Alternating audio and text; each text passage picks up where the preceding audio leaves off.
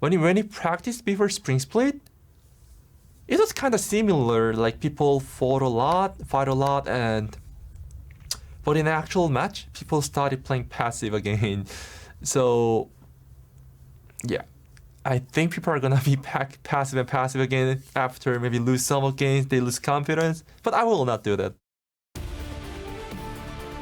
I'm glad to hear you won't be doing that because I don't like that passive stuff either. I want to see some action on the Rift. Thank you all for joining me here for the final game of the day, which pits Golden Guardians versus Echo Fox. Let's go ahead and take a look at the teams playing on stage today. Selecting the blue side, it's the Golden Guardians with Hauntzer in the top lane. Contractz back at it in the jungle. Froggen at mid with Deftly and Olleh bottom lane and support, and coaches Jimmy and Potluck. And facing them on the red side today, their opponents are going to be Echo Fox. In the top lane, Solo. In the jungle, Kindboy himself, Rush. Mid lane, Yusui. Bot and support going to be Lost and Hakuho with Coach Tahm.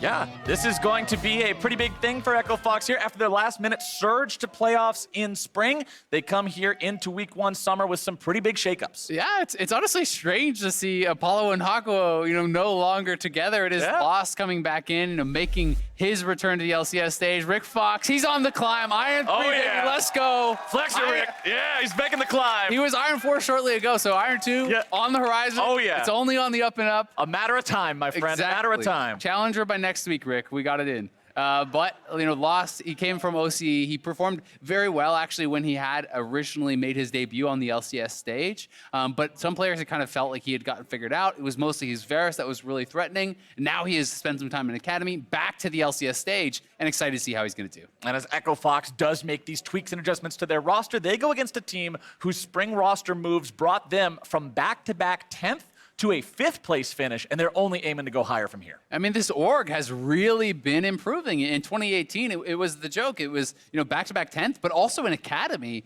and now solidly in playoffs. They were 1 game away from semifinals. They've also made, some Academy roster changes, looking to improve there as well, adding Darshan, FBI, another OCE import, who has a lot of hype coming out of that region. When you talk to any of the OC casters, they'll tell you how good this guy is.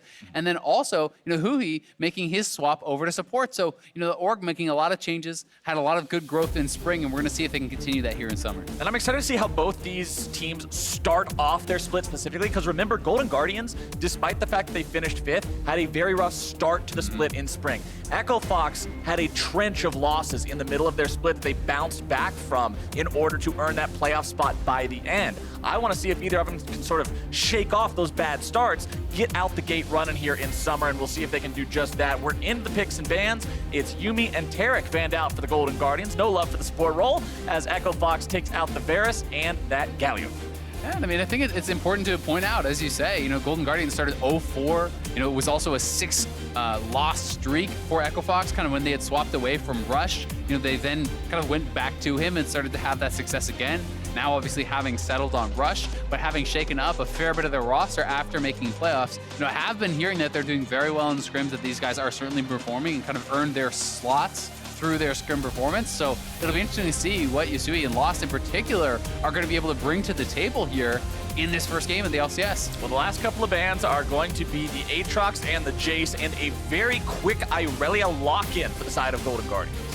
All right, so Irelia coming out certainly feels more like, I would say, a Hauntzer champion to me. Froggen has been traditionally much more of those kind of late game scaling, control mage style of champions that he has really been going to. Didn't play Irelia at all in spring, but then again, Hauntzer has no games played on the champion either, so this is something that they are looking to add to their arsenal. A lot of teams have been talking heavily about the importance of these flex picks after MSI, and feels like Golden Guardians trying to make that adaptation, trying to add that to their repertoire. MSI was some of the closest international competition we've seen across the major regions ever in the history of competitive League of Legends, and a lot of it came down to how well can you play these kinds of champions, your Sylases, your Irelias, your Akalis, and we're going to get to see 2 out of those 3 champions I just named. Make it 3 out of 3 of those champions right there, here, along with that Ryze. Pretty explosive champion select to start things off. Yeah, this is feeling the most similar to the MSI drafts that we have been seeing really here today at all, right? This is very heavily prioritizing those flex picks. We'll see where these guys are going to be swapped around to. The early Ezreal pick kind of tells me that they want to play safe on the bottom side of the map, that they want to be playing heavily to these solo lanes. That is going to be the bread and butter, and Rush grabbing this Rek'Sai is going to give them an easier time to be able to play towards those solo lanes. We already know how strong the gank assist is from Ryze with that empowered W. That root is so long, and that, when teamed up with that Rek'Sai, is going to be really, really powerful. So Echo Fox are going to have the ability to target down some of the jungle picks from Contractz and try to have preferential 2v2s around these solo lanes. I especially like seeing this pick on a guy who we heard from right before the game saying he's not going to play slow and passive even if everyone else does. That's what I want to see on a Rek'Sai player. Play aggressive, play early, play fast. As Kalista and Sejuani will be banned away, Echo Fox looking towards that pool of Contractz. As you said, they don't want to deal with this late game scaling meatball of a team fighter that's just going to have engage, going to try to avoid the fights early on. We'll see what else they want to go with. The Braum, preventing some more of that safety like you were talking about. They're saying, hey, they already have an Ezreal. We don't want to make their bottom lane this completely immovable object. Take that off the table. Yep, and on the other side, it is really kind of focusing on Lost here. You know, as I said, it had been a lot of talk about his Varus as his best performing champion by far when he had played in the LCS previously. That is obviously gone. There are a number of other AD carry bans thrown at him by the Golden Guardians here in the second round. Looking like we are going to be going towards a Nautilus support, and they are saving the bot lane pick for last here. Oh, baby. So that does always lead me to believe that there is a possibility of some of those spicier picks, things that are very lane focused along the lines of the Draven and some of those types of aggressive picks. You also can kind of go the other route, which is trying to outgreed your opponents and going for... You're the only man in the world who gets that excited for a Skarner. Don't care. I got enough excitement for all the rest of y'all that are inappropriately unexcited, as Golden Guardians are going to be locking in the Skarner there for game number 1 of their summer split. Contractz will be on that one. We'll see how Echo Fox wants to respond. Sivir is a very good pick into a Skarner. Spell shield and ulti feels badman. Of course, if you're a good Skarner, you pop it with the Q. Don't worry about it. Just saying. There you go. Dropping some knowledge on us. And Sivir also, I do think, you know, kind of the other option when you're going up against Ezreal, if you don't want to try to play something like the lane bully, you can try to essentially outgreed. You can look for those scaling options. Sivir is certainly that. If you do not want to play down to that bottom side of the map and Ezreal is just going to trade farm with Sivir, well, Sivir is very happy to do that. The ultimate also extremely impactful alongside all these champions that really do want to run into the fight. You're speeding up these 4 kind of brawlers that are going to be diving in onto the Golden Guardians. And I really do like the outgreed the Ezreal strategy. That's what we first saw really start to win last split, when Ezreal was the cream of the crop, when it was just get Ezreal, use this double tier build that had ridiculous scaling. You're just saying, okay, well, I'm going to play Jinx or something like that that scales into this late game monster. You can't play Ezreal and outscale it. Sivir's a similar champion. Late game team fight decimation if she hits 6 items. And this was really the Echo Fox strategy where they kind of found their groove down towards the end of the split. When they got those 4 straight wins, it was, you know, a different AD carry. It was Apollo, but they were playing Jinx, Tristana, Kog'Maw even. They were going for full-on scaling across the map oftentimes, and that is where they were finding a lot of their success. All right, as we load into this game, I'll go ahead and tell you guys who's on what, since it was so many flex picks. It is the Sylas versus Akali top side. We got to see plenty of this matchup during MSI, and then it's going to be Ryze against Irelia there in the mid lane. Froggen, a guy that has done so much heavy lifting over the course of his career. Back in the days when he was on Echo Fox, it was the everybody give all the money to Froggen strategy. Not quite as much Froggen-centric here on Golden Guardians, but if you remember when they started to find their wins just last split, he was responsible for a lot of that work with his Karthus play. Yeah, Froggen had played fantastically well for Golden Guardians last split, but I do think the Irelia is a very big change in playstyle, because traditionally when he is at his best, is at those champions that want to trade farm, that want to scale to the late game, and Irelia is much more of that proactive style champion that wants to be getting aggressive here. That's kind of a little play that Rush has made. He's actually went out. This is something Kobe was talking about earlier. You start with Trinket Ward, you go out, you drop your ward, then you recall, you change to the sweeper, and you can have that sweeper ready for your first gank. But on the other side, Contractz has already started sweeper and is going to clear out that ward. Contractz not too worried about needing to drop one of his own, sweeps that out, ends up just giving an extra little bit of gold over to his mid laner. As we'll see the Skarner points get captured. Remember, Skarner points are always more valuable if you take them with a buddy. You can only get 15 gold maximum per person, but they will give 30 gold over maximum period, so double up on the money as long as you got someone there to take it. Power of teamwork and friendship. Yeah, buddy. Teamwork pays, and friendship pays even more. But mid lane, Yusui versus Froggen here. Remember Yusui, this is a guy who had plenty of pop-off experiences in Academy. Last split for the side of Echo Fox A. He was the one who was often responsible for some pretty impressive score lines when they got those wins, and obviously the org has some faith in him to do the same thing here on the main LCS stage. Yeah, a lot of faith, honestly. You know, bringing him up, you know, it's not as though they were really struggling in Spring Split. They made playoffs, right? This is a team that certainly had been performing well, and they're going to make those swaps regardless, you know, trying to shoot kind of for those higher highs that they believe this team is capable of. Bottom side, you can see the other man brought up from the Academy squad here in Lost. See how well he's able to perform down here. Was paid respect in the champion select by the fact that Varus was banned away. Nobody wanted to deal with that from him. But Hakuho, normally, like you said, so long-standing duo with Apollo there, but now separated. We'll see the kind of synergy he's got built up with Lost here. Yeah, that was kind of the former longest-running duo that kind of hadn't been interrupted in the LCS. Those guys had been playing together, you know, formerly on Clutch, then on Echo Fox. They had been together on those teams for so long, so it is now being broken up, and we'll see if it is going to pay off here for Echo Fox.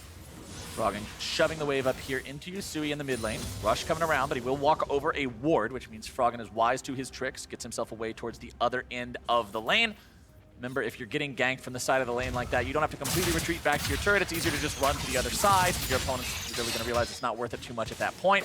Hauntzer getting a slightly better of solo there in that top lane trade with the Sylas. Has biscuits as well as corrupting potions, which means he has lots of sustain here to trade. And it wasn't just big that they actually spotted Rush for that mid lane gank, but that also meant Hauntzer had free reign to shove in that wave topside and not have to be worried about any potential Rek'Sai interference up there. So, you know, that alone, getting to reset that wave, that's such a dangerous spot for a top laner to ever be in when you're right outside that turret range. So, you know, really important ward that Golden Guardians did have.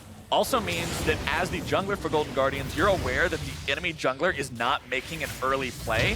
And as Predator Skarner that doesn't have your boots yet, you're not that effective of a ganker. So not worrying about having to match that, just continuing to farm up instead feels good for him. He did go back to base and get the boots now, so those Predator ganks will be online as Rush moves into the Golden Guardians jungle, but will not find a chicken camp to steal. And a nice little trade there from Froggen, who still has his TP. Yusui had already gone back to base and TP'd. He came right back into a stun from Froggen, so he gets one of those potions out early. He gets a little bit of trade damage down, and it's always so nice when you still have your teleport to be able to kind of dump your resources and pressure their health bar or mana bar a little bit before you then come back with your teleport to try to really make good on that advantage. Absolutely. Both our top laners, though, still having teleports. You can see Solo wanting to push up here, make sure this wave collides with the turret, then give himself the opportunity to get back. He knows Hauntzer is pretty low on mana, so there's not really a chance there for the Sylas to try to go all in on him, especially with neither of them having an ignite like you might see in solo queue.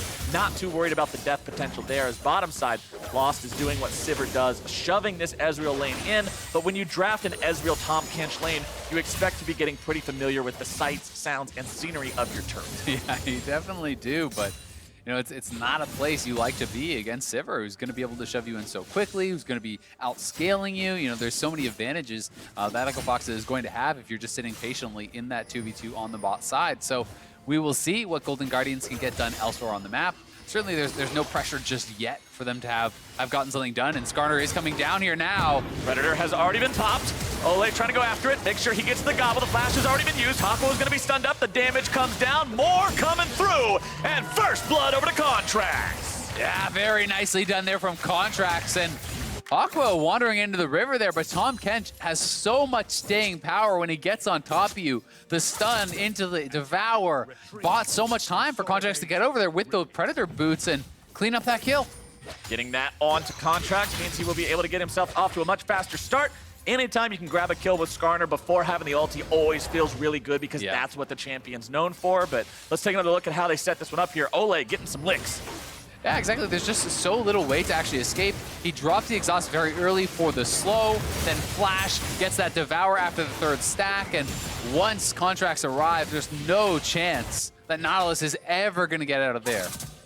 Contractz now picking up his blue smite as well, means he'll be able to set up those plays much more easily to land subsequent E's and make sure he can land the stuns with them. Rush is level 6 to Contractz is level 5. Rush took advantage of the fact that he was able to farm up while his opponent was making the gank happen. Of course, you would rather have the kill under your belt, but that will be an edge he has if they get into a 2v2 before Contractz hits the ultimate himself, but he is very close a little bit over half. Should take one more camp. Once he grabs this red buff on the second spawn, should give him exactly what he needs. Both junglers also having a flash, as solo laners will be hitting that level 6 point. All of them already there, except for Yusui on this Ryze. We could see some big plays coming out there. Nice stun. Froggen makes sure he lands that one, but doesn't want to go any deeper.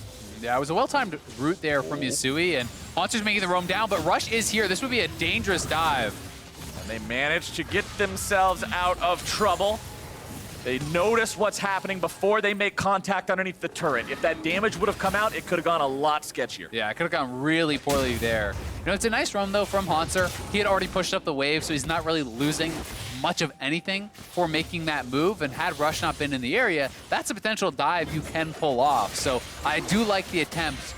And also that they are trying to be proactive when top lane is going to be pressured kind of in these earlier levels. It does feel like Sylas is getting the worst end of these trades. And Froggen is already out to a very strong lead, so if you can get him snowballing, if you can get that early kill for him, he can take over.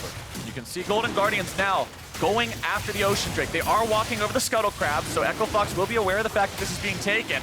Rush gets himself licked there by Olleh. Contractz with the smite secure to make sure they've got that one taken care of. Deftly now could be in some trouble. Him and Contractz are going to have to get out over the wall. Contractz goes over, Deftly goes over. Olleh's there to gobble him up. Rush is not able to find what he's looking for. Instead, going to be pulled back. The damage is down. Solo. It's 1-for-1, but Solo's made his way into the fight now, too. Olleh, no flash. Remember, he had to use it earlier to find the kill onto the enemy support. Froggen now going to be grabbed up. Hakuho making sure they're able to continue that initiation there. Golden Guardians getting themselves away, and it will be a 1-for-1.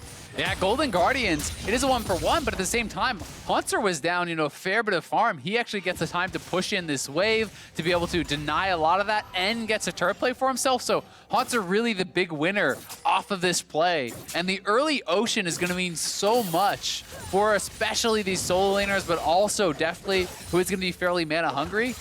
These are 5 mana bars in Golden Guardians that are not going to be going dry anytime soon. So here it is one more time. Flash Unburrow off of the hook.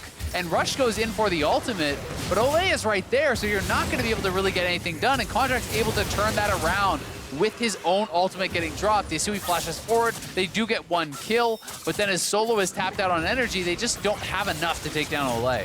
And against something like a damage Rek'Sai that's going to be going for the Warrior, you don't see Rek'Sai go for Cinder Hulk anymore. And against something like an Akali, this is a very important part about Skarner that a lot of people don't necessarily think about when they first think of the champion, because they think, oh, you've got to pull carries. You've always got to go for the back line, pull the 80 carry, yada, yada. Nah. No. Skarner is best in an assassin meta because all you do is sit on your own guys, and as soon as the enemy carries dive you, you immediately put them in the net. Bye, see you later, have no fun, do not cross go, do not collect $200, go straight to jail, you're out of there. That's exactly what the champion's looking to do, and it makes it oh so easy, and it makes the QSS tax that much more stressful for the likes of Rush and Soul. Yeah, it really does. And, I was just laughing at the fact that Rush tunnels in, tunnels immediately out, like, whoop! It's like, all right, see you later, boys. Maybe getting caught out here again, but they're looking to wrap around on Yusui, who has done a good job of absorbing some of this pressure, but I do agree, it's not even just the Rek'Sai. Really, any of these champions that are moving forward, you can actually just drop your ultimate on the Akali. Ryze is relatively short range. If you're able to grab Sivir, sure, that's jackpot, but you can grab any of the members from the top side of the map, the soul laners or the jungler, and focus those guys down. Akali relies so much on her Shroud and being very evasive to actually have that survivability. She doesn't have those straight up kind of tanky stats, so if you can alter out of that, you get knocked down so easily. And it used to be very difficult because at the rate the champion refreshed in the Shroud after exposing herself to do damage, it was very difficult to actually grab her. She would go back into the stealth and your animation would cancel itself. Since the changes to the champion, the nerfs that made it so she stayed visible long enough for turrets to shoot her, etc., Skarner tail is a lot like a turret shot. It will kill you dead. And that means if she does pop out of the Shroud, it's very easy for her to meet her fate that way. But Solo is currently slightly down in this matchup. Will be mostly even on CS as long as he farms up this whole wave. Hauntzer nearly having the Proto Belt complete, but not having the item fully done is pretty big as he does not have the active. And you can see Contractz here doing what Skarner also does very well, soloing down neutral objectives. Yeah, using those Spires, all the additional attack speed is so powerful, honestly. When you are sitting on that Spire, you can solo things out very effectively. People don't realize how much stats this actually gives him. At level 7, he gets 74% attack speed Yeah, from being sure. on a Spire. It is a ton. By the time you get to level 18, you get 140. So next time you try to fight Skarner on the Spire, remember how much attack speed that gives. As topside, it's Froggen looking to make a play here onto Solo. Wants the stun, won't be able to find it. Contractz now up here into the top side as well, using the Predator. And because Solo knows that, he's getting himself away. Shelly's going to be summoned. This is plate money. Ready for the taking. Golden Guardians are cashing in. Kaboom goes the headbutt. There goes the gold into the Golden Guardians' pockets. And that is a big play coming out for them. 2K up now. And Golden Guardians are honestly looking great. I mean, we've seen Hauntzer come down to mid lane. We have seen Contractz constantly trying to pressure Yusui, getting Froggen even more of an advantage there. Now taking that mid lane lead and bringing it up to the top side, forcing the Akali ultimate out, which is the only way she has to actually interrupt the Shelly summon. Then you just drop that, you get first turret, you cash into all the plates, and Golden Guardians really feel like they have things working for them in the early stages of this game. That being said, I do want to talk about the guy on your screen right now in Lost. Does have a 20 farm advantage over his opponent. Is playing that I can outgreed the Ezreal champion in the Sivir. Will be a huge threat in the late game if he can get to his item breakpoints.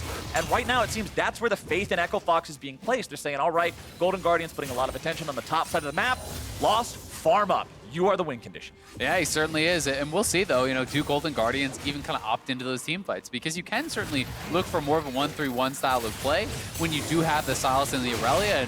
And, in those kind of games, sometimes the game is decided away from that Sivir, or is decided, in the rotations where people are getting picked off as they're trying to move between lanes. Because Skarner, plus one of these solo laners, is certainly going to be a really powerful 2v2 against really anything you can throw at them from the side of the Echo Fox. Still no QSSs purchased on the side of Echo Fox either. Means there's no way out of that Skarner pull for anyone, unless, of course, you accidentally proc it on the Sivir shield. No one else has any way to escape it. So very, very reliable lockdown. Point and click for the side of Golden Guardians, who also have the Flash and Predator available on that jungler.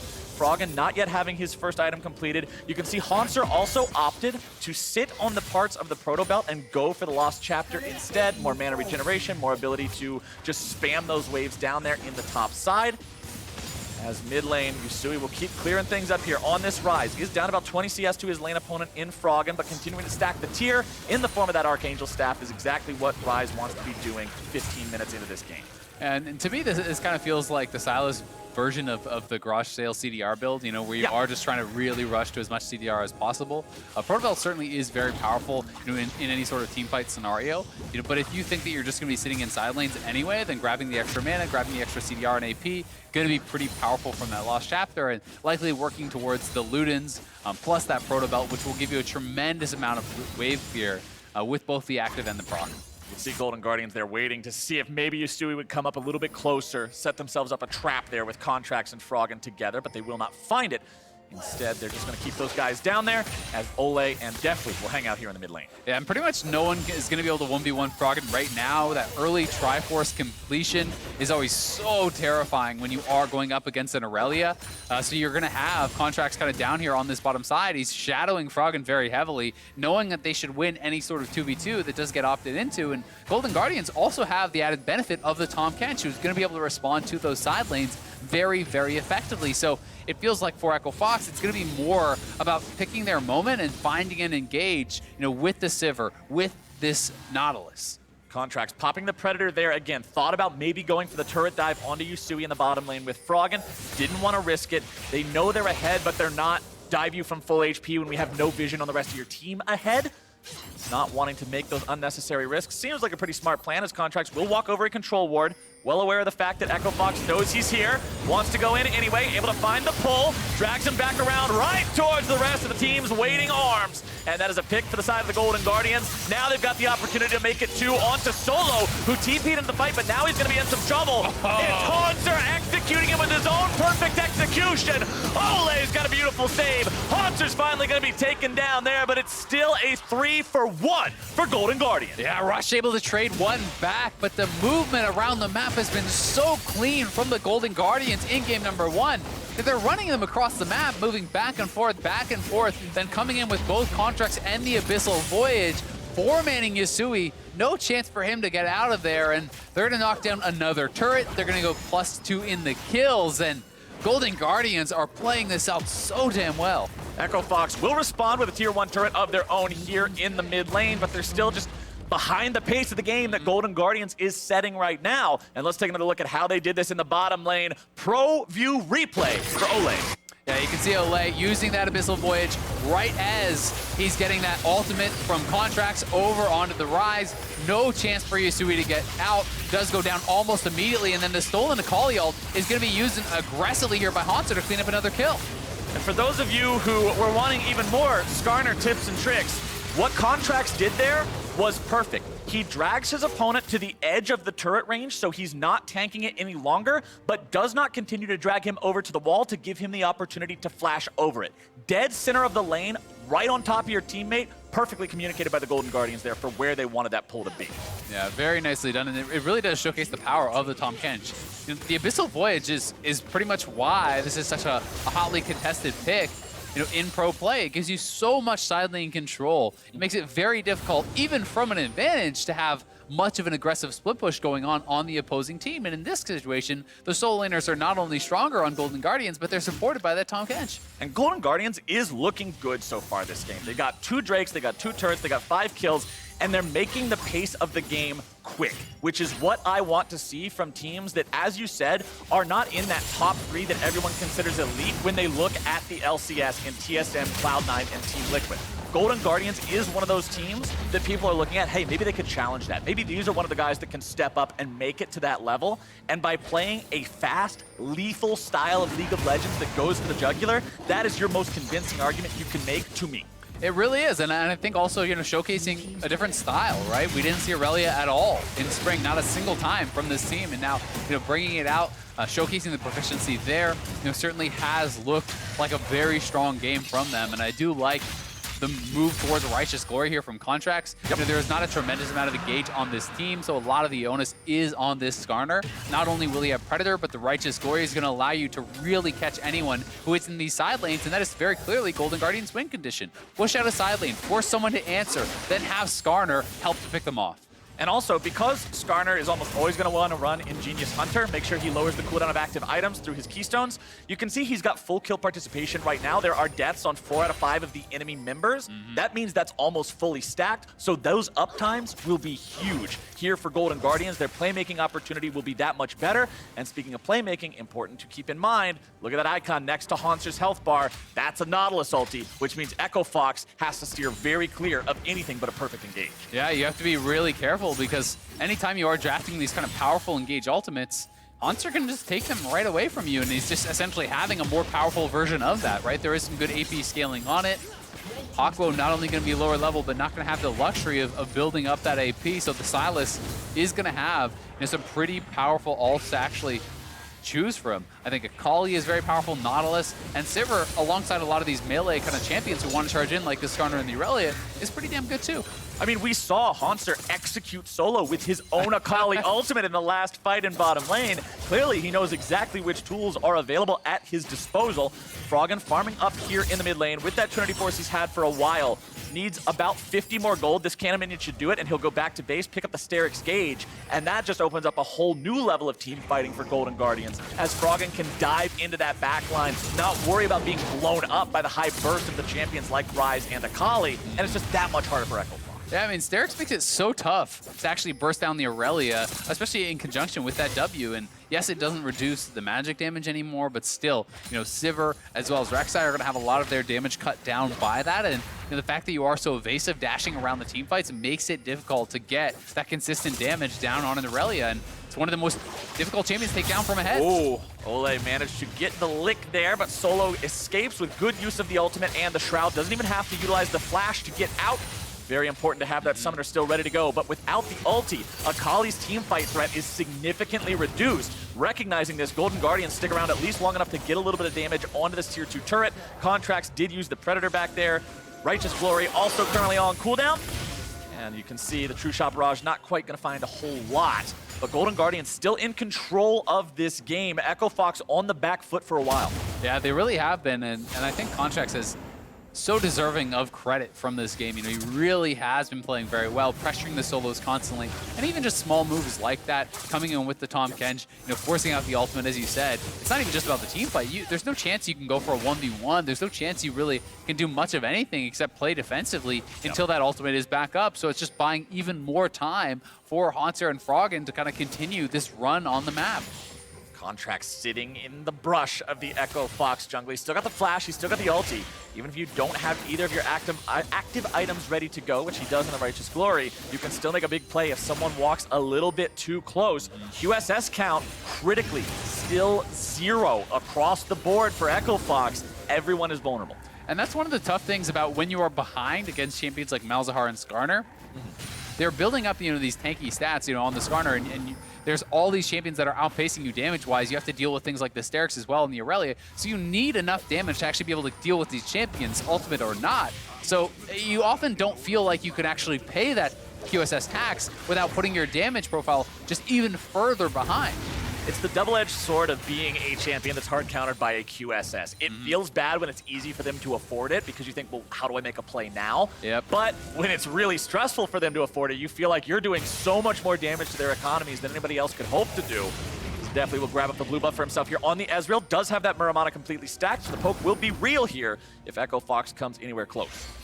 And certainly something that is a positive for this Echo Fox squad is the fact that we see IE and S2 completed. Hakuho going to get grabbed, but no one else is here just yet. Yeah, that was a little ambitious from Contractz. Goes after that one and tries to pull him, but not going to bring him to any nearby allies just yet. Also, for those curious, when you're going for a pull like that and your opponent is very obviously going to be caught, no way out, no allies immediately nearby, mark them with the E first so that when you pull them, the poison will still be on and you get immediate stun afterwards. Exactly where you want to grab them, as now Rush will clear out some wards, try to maintain some vision, but man, it's hard now for Echo Fox. It definitely is, and I'm not sure if Contractz was expecting Abyssal Voyage to maybe come in a little bit quicker or thought Olleh was in range or something along those lines, because it was certainly a pretty ambitious ultimate that he was going for. But yeah, I mean, Essence Reaver IE done for Lost. 3 items is normally where people point to for the Sivir to really become very, very powerful. And then there are more opportunities. Certainly it's going to be difficult for Lost to stay alive against all these powerful carries on the side of Golden Guardians. But if you are able to create space for this Sivir, Echo Fox has the opportunity to win a fight, so you don't certainly want to allow them to sit around for too long for Golden Guardians, and I think they've done a good job thus far of increasing their lead, of taking all the neutral objectives, but you want to see them in the next couple of minutes be pressuring this Baron. If you just start to stall out from this point and sit back and allow them to scale, you're giving Echo Fox more ways in. Just tried to find a way in there with a dredge line from Hakuho, but Golden Guardians got themselves back in time to not be cut out by that one. 2 mountains plus an ocean. Yeah, that's definitely a recipe for some Baron control. That's what we want to see. That's exactly in line with what I said earlier as well in terms of show me some fast-paced League of Legends. Don't just sit on your laurels and wait. Yusui, nice pull coming out from Contractz there. The CC will cancel it out. But now do they have the follow-up they need? Yusui's going to be taken low. Rush to the back line. Taken very low now himself. Froggen's able to make the TP into the fight and find the kill. Hakuho flashes out. But now Solo's made his way into the mix, only to be forced out of the Shroud. Olleh has thick skin on and up. Solo's still looking to maybe make some sort of a cleanup happen here, but he just does not have the tool. And Deftly nearly takes him down. It's a 1-0 Golden Guardian. Yeah, and ulting straight into the pit with that Abyssal Voyage. They are going to start it up. They know that Rush is down. Solo has to go back to base, has no TP. So it's all up to Lost and Hakuho. We'll see if they can make a miracle happen, but it looks like it's just gone. No water to wine today, Ezreal. That is a Baron secured by the side of Golden Guardians, just shy of 25 minutes in. And that is exactly what you want to see. They don't have the strongest Baron take, so they force a fight, they get a pick, and then they use that to allow themselves to get that access to the Baron. So right on demand, Golden Guardians really checking all the boxes this game. Looking like they are on pace to get one of those quickly cleaned up games. And oh, Solo failing the shuriken flip there.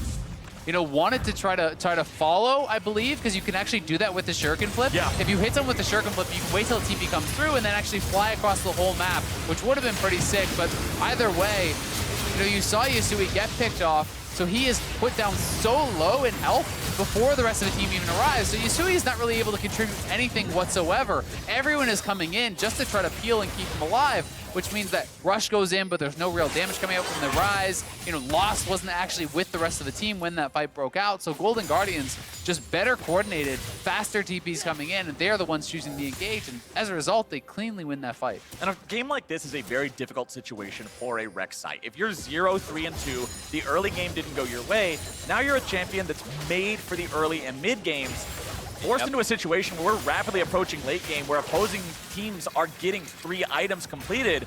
Your opportunities to really make plays happen, the amount of decision-making you have is very limited. Yeah, I mean, you're pretty worthless at this point. You know, at least if it was someone that was a low mobility, you know, marksman, maybe you can try to dump all your damage in them, push them back, but Ezreal is so hard to take down, and there's a Tahm Kench. The other 3, you have no chance of even being able to threaten.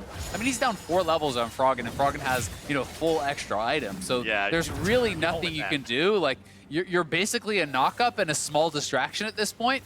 It's all eggs in the Ryze and Sivir basket, it feels like. You know, maybe Solo can make something happen, but they've got to delay for a long time because the level differences alone are very, very big between these solo laners. Golden Guardians working on the last standing tier 2, and by the time I even finish the sentence, that thing is reduced to rubble. Pressuring 3 lanes at once now, the classic 1-3-1. Contractz hovering back and forth between the bottom and mid lanes just to make sure anybody who needs his help will get it. No flash available on that jungler, but does have both the Righteous Glory and almost the Predator. Not quite that one ready just yet, as Echo Fox tries to make sure they hold these lanes as well as they can. They still have 1 more minute of Baron buff to endure. I mean, they have good wave clear, but not sure if it's going to be enough, and we'll see if Golden Guardians are willing to make their move because this mid lane turret is getting very low. Definitely may just straight up knock it down here. Ever since the rework to the Ezreal W, he's so effective at putting in bursty damage onto the turrets. But the bottom lane tier 3 is the one to fall first. Contractz says, "You're coming with me, Rush." Olleh is the one who gets the kill. Golden Guardians make it a 5 versus 4 for the next 35 seconds, and they are just moving around the base, demolishing things, as Hauntzer will scare Solo away from the top side. He's got to try to get himself out of this one. Skarner E not quite going to find the mark, but does not matter. They managed to make them retreat, expose the inhib. Easy money there for the Golden Guardians, as they've got the minion wave here as well. Hauntzer once again stealing away that Nautilus ultimate from Hakuho. Froggen's able to go in. Vanguard's edge down onto 3. Hakuho going to be bursted down, and he's not even in the picture any longer. Froggen looking to make even more happen. Guardian Angel not even going to be required. Gobbled up, taken down. Golden Guardians are going to start Summer Split off looking clean. What a game. 28.5 minutes. Golden Guardians just run over Echo Fox. And this was a different style than we saw in spring. It's Golden Guardians coming out swinging here in summer, playing a very up-tempo game, moving around, playing these flex picks very, very well, working extremely well, not only with top, you know, in jungle, but mid in jungle, all the solo laners, you know, moving around the map and helping each other get even further ahead. This definitely does not look like a team that had a 0-4 start last split. They are starting summer off much better. Contractz all around the map, making things happen. Both solo laners in these flex pick matchups that, as we already discussed, seem like they are a very prevalent part of League of Legends right now, showcasing their ability to play those well. And even Deftly and Olleh, whose job was, okay, just farm up. We're not going to invest into you. You're probably going to lose your lane. Do so gracefully. That's about as graceful as you could ask for. You get to the end of the game. Deftly's at 0, 1, and 8. That's just fine. Yeah, it certainly is. And we saw Tahm Kench be very effective, you know, throughout the mid game. As soon as he had his Abyssal Voyage, as soon as he had that ultimate available, he was everywhere helping those solo laners out, you know, being able to pull off dives. They were constantly pressuring Yusui in mid lane. And I honestly think this is a very impressive game, you know, not only for how they executed it in this particular game, but also, you know, going forward, as you talked about, this was kind of the MSI meta. They just showed that they can play these flex picks to a high level, and I think that does add an additional wrinkle that these other teams are going to have to take in consideration. You have to respect those bans now. It was quick, it was clean, it was a damn fine start from the Golden Guardians, and to hear more from the players on stage, Olleh is standing by with an interview with their support. Thanks, Flowers. Olleh, congratulations on the win, starting the split off right for Golden Guardians. And for you, no deaths. So with that strong performance, what did the team do over the break to level up for summer? I think AD Carry and top, like Kevin and Matthew, went to Korea for bootcamp to make better mechanic stuff. And I got feedback from our management about my daily schedule. Like I didn't sleep well, and then my sleep time, and then I went to hospital, and then they say my sleep quality is so bad. So I was like focusing on my individual stuff. You went to the hospital. Are you okay now? No, it's not hospital. It's just like I don't know. It's not serious. It's just like, oh, you just like see the doctor and then say something. And yeah, that's it. Okay, as long as you're healthy, that's all we care about. But I look healthy, right? you look better than ever, Olleh. But I want to ask you, because on social media, you've been very public about starting almost like a spiritual growth or a spiritual journey, starting with cutting your hair. So what can you tell me about that? I mean, for the individual stuff, I just watching like so many YouTube video in my room, and like there were so many like motivational video and then some Netflix video. I think I watched like so many stuff, and what else? I don't. I'm thinking. You told me before you found like inspirational quotes or that meditation may have helped meditation. you. Yeah. And then I watched some meditation videos. I just copied, and then watched some Buddhist, and I don't know. I try everything. So nowadays I've been working out and eating nice food. Yeah, I feel like I feel so good. And then I took a bath with bath bomb today. Yeah, woo! That's nice. What does the rest of the team think about your shift in mentality? Have they adopted or tried to adopt it as well? Yeah, they were like, "Who are you?" You know, I was like, "Hello." So with the new mental shift, is that going to change how Golden Guardians operates at all, or how you all communicate and work as a team? I think in spring I play well and I play bad. Like I have like up and down so much. So I think now I can play really consistently. So I believe our team can be much better. I'm excited for this new summer bath bomb using Olleh, but thank you and congratulations again. And to wrap up the day, let's hear from the State Farm Analyst Desk.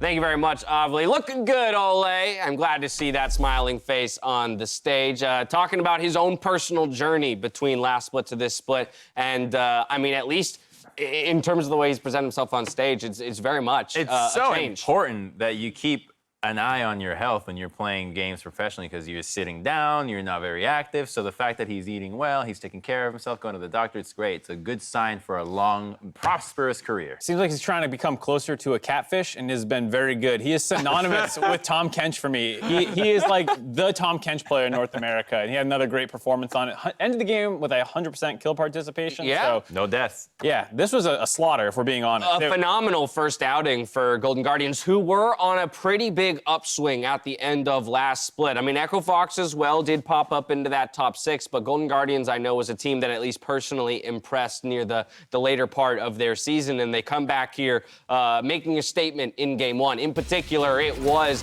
the Tahm Kench and the Skarner linking up to make things happen in the bot lane. I mean, you rarely see this. A Skarner pre-6 gank on the Nautilus. It's a target that should be able to get out of a few ganks, but in the end, it just wasn't enough. Yoink. And look at that. Skarner once again Yoink. against Rek'Sai. We've seen this matchup a lot. It sucks for Rek'Sai. It's really bad because Skarner just yoinks you out of your tunnel every What time. does Skarner do? Yoink. Yoink. Oh. And I mean, the thing to be fair is like no one's really playing Tahm Kench. He was hit with some pretty substantial nerfs for support Tahm Kench with how his W works. You can't walk as quickly with allies in your stomach. You can't flash them in there anymore. There's a number of things that make him worse as support. So to see Olleh still playing it and doing extremely well on it is surprising. Doesn't need to start hitting people's ban table against him.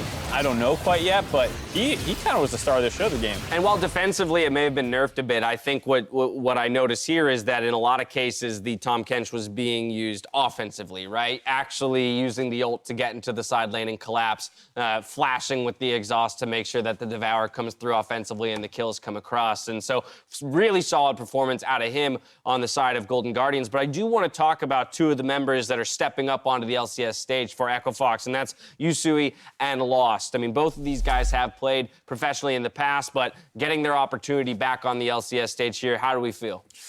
Got to see some more, but unfortunately, it wasn't the performance that would inspire you at the moment. I think that you still need to find a lot of cohesion right now. The meta is not one where an individual player can just do amazingly and then solo carry the game. You need to have that synergy. You need to understand what rotations you're going to take with your team, and I didn't see that there from Echo Fox, so they just need a lot more work together before we get to say, all right, they're a great fit here. And this just brings me back to your reservations in a sense from the top of the day, or at least acknowledging that you are an Apollo, fan in the sense that he's a solid North American AD carry, and so it's a little bit peculiar to pull him out. Yeah, I think, there was a reason that Apollo and Hakuho were two of the longest standing bot laners together. They pretty much always had good bot lane performances, good CSDs, good DPMs for the most part. And it was the kind of thing where, yeah, they're not your superstar carry, and maybe that's what Echo Fox is looking for right now on this roster, with as well as having Yusui. But that's why. They were doing so well last split at the end. They want to do even better. I don't know.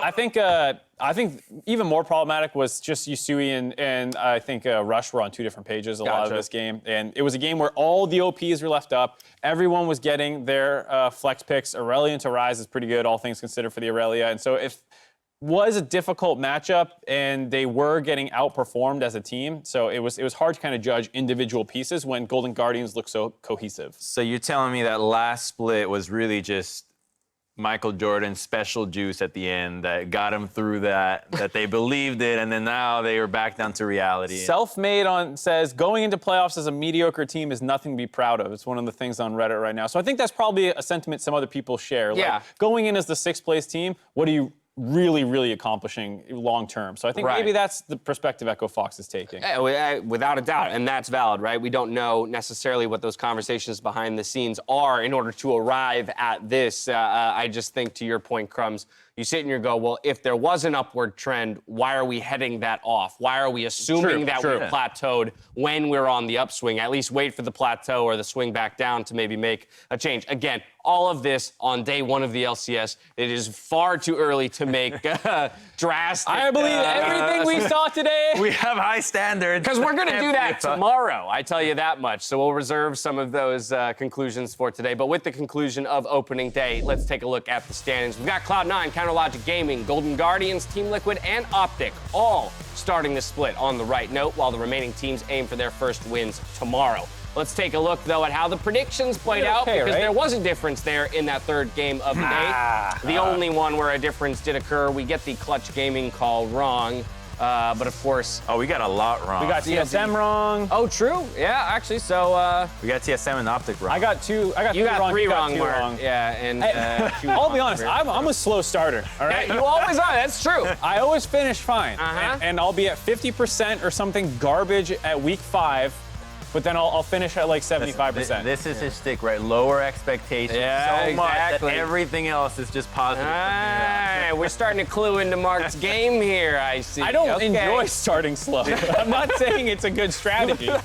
You don't just go home and have a devious smile on your face? That's the strategy that works really well for me dating. You start lowering expectations from the very get-go, so everything you do from that point on. Does your girlfriend watch this show? It's amazing. Every once in a while. He also admitted he wants to trick her into cooking more food for him. Shut up. Oh, no. Yeah. Right. Opening weekend keeps on rolling tomorrow as we return for the LCS countdown at 11:30 a.m. PST with a Yumi breakdown, some over-unders where we will make those wild conclusions, and then, of course, the return of the infamous weekly wager. Game 1 follows at noon with Clutch Gaming versus Cloud9, then FlyQuest opposite Golden Guardians in a rematch of the 5-game quarterfinal, and 3 more matches before LCS cooldown, which will be followed by our Academy Showcase, Team Liquid Academy versus TSM Academy. I think what's really cool about tomorrow's games is that with that Golden Guardians victory, we have guaranteed that all 5 of our matchups tomorrow are a 1-0 team against an 0-1 team. So, of course, if all the 1-0 teams take a victory, we end up with an entirely split league, 2-0 to 0-2. That would be the best day or week 1 of all time. Has that ever happened? I can't imagine that's ever happened. No, I don't think so. I would have a hard time believing it ever did. I'm sure we can figure that out. Put me down for all the teams with 1 win for predictions tomorrow. Ring it up. All right, lock it in. He said it. But that's going to do it for us here on day 1 of opening weekend for the LCS. So now for myself, the cast of the entire live broadcast crew, thank you for watching, and we'll see you tomorrow for more of the LCS. Good night.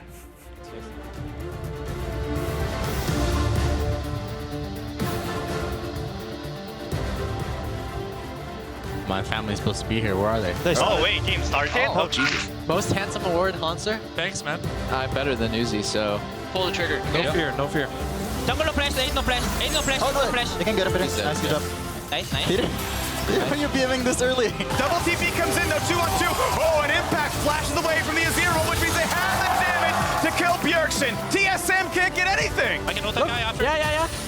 What a perfectly timed stun. Acadian gonna make sure they can claim that second the damage comes through. Oh, nice. Wow, guys. Ruin gets heavily jumped by Someday. This is big damage right there. Finds another slow. The ult on top, and this is gonna be a solo kill. Looking for the play. Big ult for Soligo. Does find one flash to the walls. Quickly, he's gonna stay alive. Another re-engage is beautiful. They find that crit. Yo, wait, watch. Finish. Go do it, nice. Coming. It is CLG walking all over 100 Thieves. No hand. I can die. Okay. No flash, please. Go flash. I can kill it. Watch it. TP. Kill TP. I'm on the way now. You guys win. I got 10 seconds. If she flashes, I'm here. Nice. I'm coming. Burning down rather rapidly. Huni now stunned up here onto the front line. Lots of CC coming out from Optic on return to Clutch Gaming. Already going to be losing their jungler. Big drops low, but Huni drops dead. Now they've got the opportunity to make it 2 onto Solo, who TP'd in the fight, but now he's going to be in some trouble. It's Hauntzer executing it with his own perfect execution. Golden Guardians are going to start Summer Split off looking clean. Pretty good, right?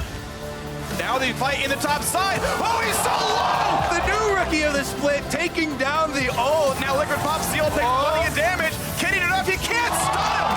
And Viper takes him down again! Look by here. Oh, yeah. Let's go.